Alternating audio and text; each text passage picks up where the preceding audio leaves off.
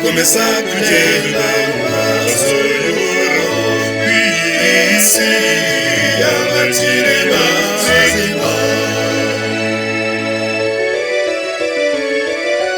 Icyo nkundira uhoraho nuko yumva ijwi ryanjye iyo mutakamiye, maze akunama akantega amatwi.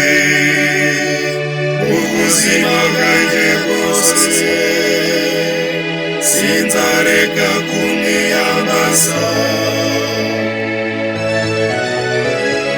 Nzakomeza kugenda mu maso y'uhoraho ku isi y'abakiri bazima.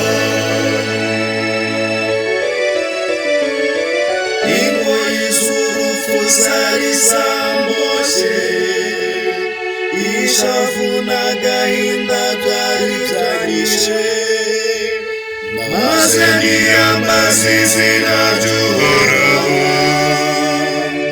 Uhoraho kiza amagara yanjye. Nzakomeza kugenda mu maso y'uhoraho ku isi y'abakiri bazima.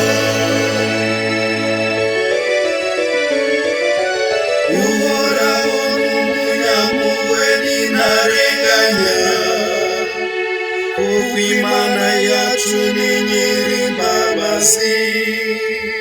Uhoraho aragira bikamenyekana, ntari umunyantege nke maze arantabara.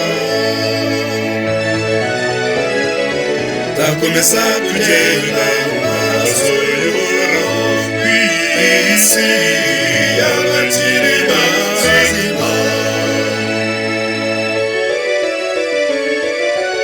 Ubwo amagara yanjye wayakuye mu nzara z'urupfu, n'ibirenge byanjye ukabirinda gutsitara.